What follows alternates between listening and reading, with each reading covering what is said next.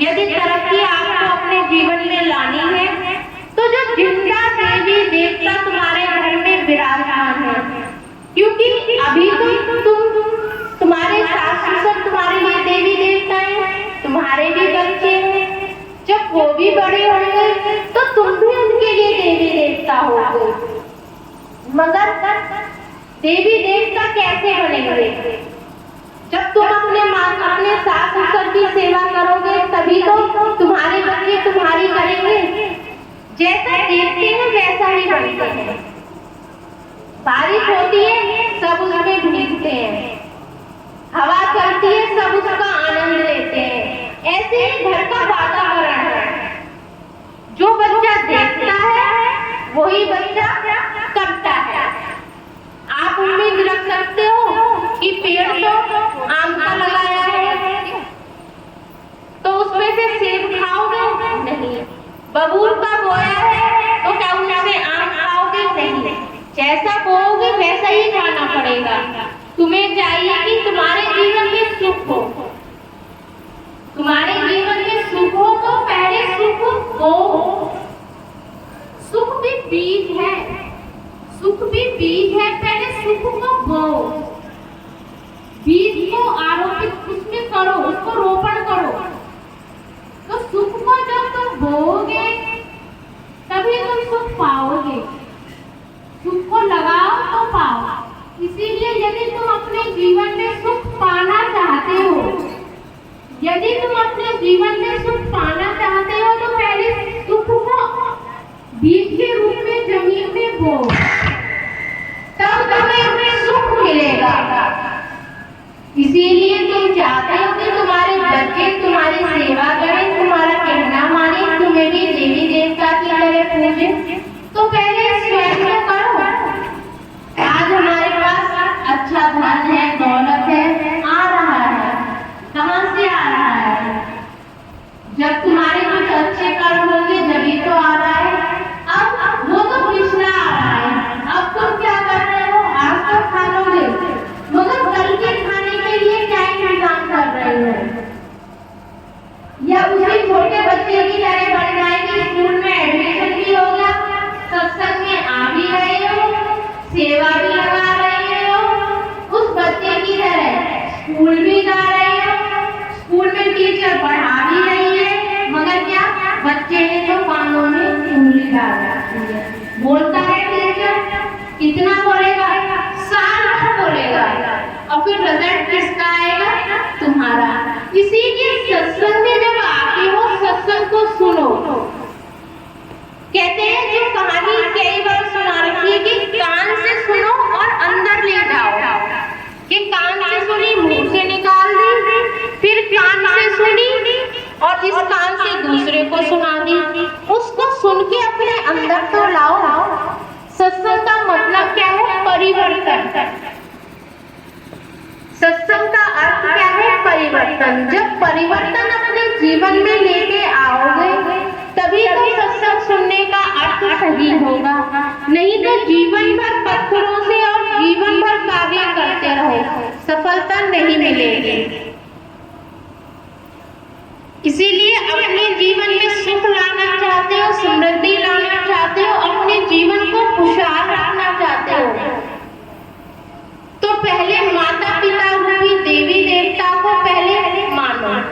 गणेश जी की पूजा करते हो, शंकर भगवान की पूजा करते हो, पार्वती की पूजा करते हो, उनसे क्या सीख लेते हो?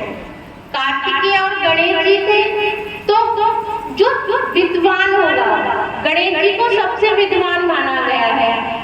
जब शंकर भगवान ने और पार्वती ने कहा पहले पृथ्वी और आकाश का चक्कर लगा के जो भी बेटा पहले मेरे पास आएगा उसी की इच्छा पूरी करूंगी। कार्तिकेय जी लेकर के जल्दी अपने वाहन को पृथ्वी और आकाश की परिक्रमा लगाने के लिए। गणेश जी ने बुद्धि से काम करा। उन्होंने पहले पिता की परिक्रमा लगाई, शंकर भगवान की, फिर माता की परिक्रमा लगाई और उनके चरणों में बैठ गए। तो उन्होंने कहा कि भाई वो तो चला गया परिक्रमा लगाने के लिए पृथ्वी और आकाश की, कार्तिकेय तुमने क्या करा? कह रहे गणेश जी ने कहा पिता आप भरती हैं, मैंने तो आपकी परिक्रमा पूरी कर ली। तो तुम गणेश अपने जो देवी देवताओं को जिसको भी पूछते हो उनसे भी तो कुछ सीखो। सीख ही हमारा जीवन है। यदि हमने सीखा कुछ नहीं, सिर्फ लोटा ढालना, दूध डालना, क्या बोलते हैं, शिवरात्रि पर बेलपत्र चढ़ाना, दूध चढ़ा देना, दही चढ़ा देना, बस। जन्माष्टमी जी को पे कृष्ण को झुला देना, हो गया बात। प्रसाद बना लेना, खा लेना। और देवी देवताओं को जिनको हम पूछते हैं उनका भी तो अर्थ समझो कि उन्होंने अपने जीवन में अपने माता पिता के लिए क्या किया। कृष्ण ने क्या किया अपने माता पिता के लिए? 2 माताएं थी, 2 पिता था। गणेश जी ने क्या करा? तो तुम उनसे वो सीख देते हैं हमें, मगर सीख तो हमें पड़ोसी की भी नहीं चाहिए, अपने घर की भी नहीं चाहिए, अपने आदमी की भी नहीं चाहिए, किसी की सीख नहीं चाहिए। क्यों? हम बुद्धिमान हैं। जो भी ऐसे बुद्धिमान बनता है जीवन में 0% जीरो लाता है। अच्छी सीख तो सबसे लो। सत्संग कहीं पर भी हो, किसी का भी सत्संग हो, क्योंकि सत्संग में सिर्फ अच्छी बातें, जीवन परिवर्तन की बातें होती है। ये नहीं कि यही सत्संग। सत्य संग, सत्य का संग करना, सत्य बातों को जानना अपने जीवन में, इसलिए सही बातों को अपने जीवन में ढालना।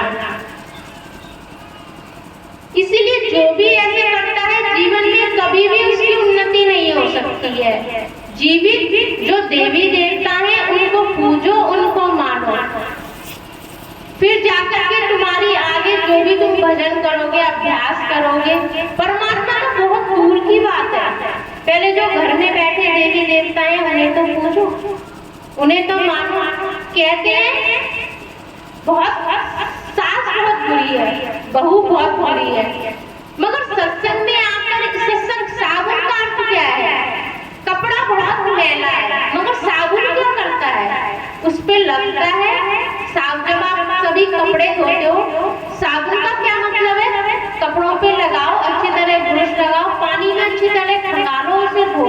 कितना भी गंदे से गंदा कपड़ा हो वो साफ हो जाता है।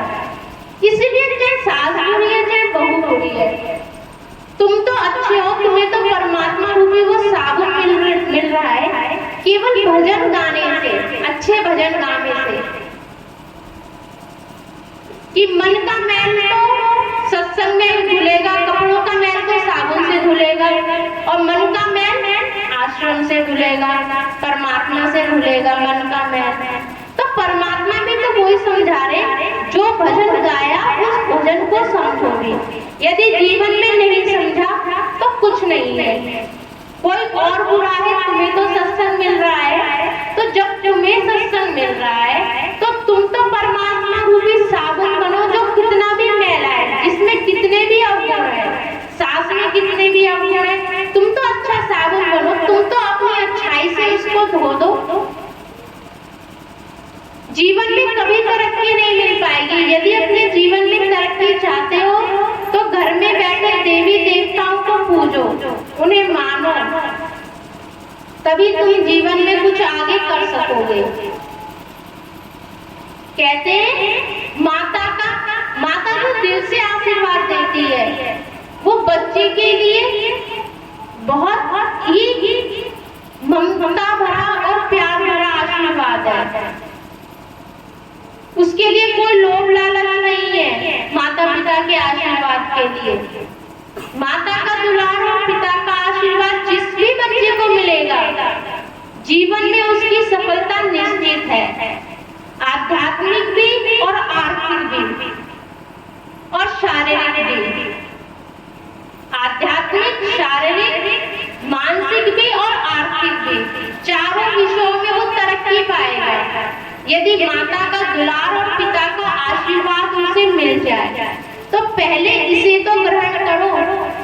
कहते हैं घर में सब कुछ है मगर इंसान बाहर भाग रहा है। कहते हैं सब कुछ घर में, बाहर नहीं, बाहर टोले से भ्रम फैलाई। परमात्मा कहते हैं सब कुछ घर में, बाहर नहीं, बाहर टोले से भ्रम भुलाई। बाहर तो सिर्फ भ्रम है, बाहर तो तुम अभी जाके पाप